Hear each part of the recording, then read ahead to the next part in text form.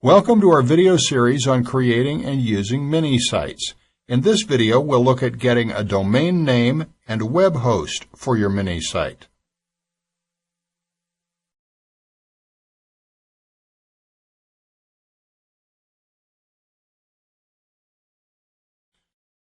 Once you've created a mini-site and you're using the services of a web host, what you also need is an address on the Internet, and that's called a domain name.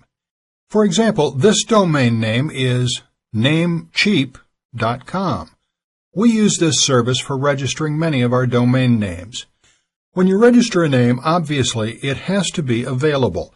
You can't just register yahoo.com. So find one you like, find one that's available, and then choose the extensions you want.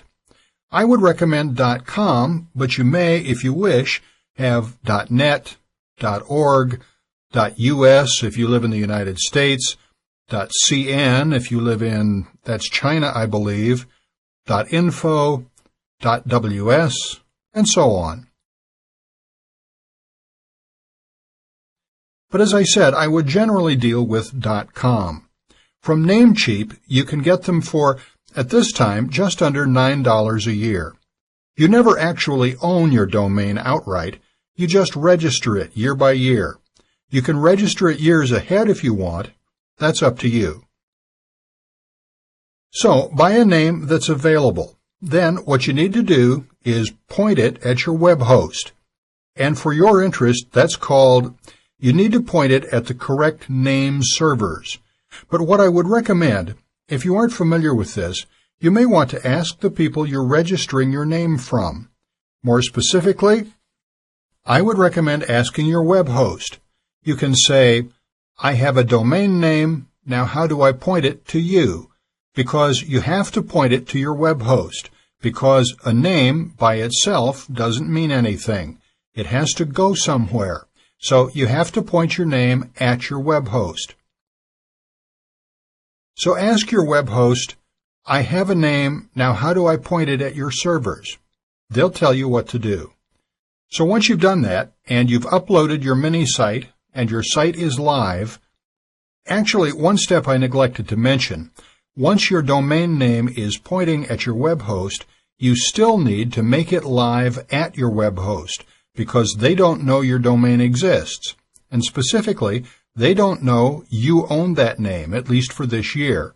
They don't know that that name is registered to you. So every host is different. Every host has a different control panel. One of the web hosts we use is Pair, and their control panel looks like this. You can manage different areas: file management, email management, billing, site statistics, but specifically this time, I'm interested in domain name management. And we have a number of domains registered with them. To add a new domain, I would just click, scroll down, and you would generally choose Add a domain that's already registered. Or they call it a vanity domain name, but it's more commonly known as a subdomain. For example, if your domain was mydomain.com, a subdomain would be example.mydomain.com. Sometimes, if you're breaking up a larger site into a number of mini-sites or subdomains, you may want to use this way of doing things. This does change from host to host. Sometimes your host charges you for adding subdomains, and some don't. So you would need to check with them. So you would need to choose whether you have your domain name just by itself or if you want to add subdomains. You know, if you just have a domain name by itself, you may wish to use a number of different folders. So those are all the points and all the steps involved in getting your own address and your own website on the Internet fully live. I know there are free services such as Yahoo still offers GeoCities, and there are a number of free hosting services, but I would stay far away from the free hosting services because you do get what you pay for, and there's no guarantee they're going to stick around. Besides, they often put advertisements on your site, and that looks very unprofessional. Web hosting is very cheap. For example, Pair.com offers it as cheaply as $6 a month, but some offer it even cheaper than that.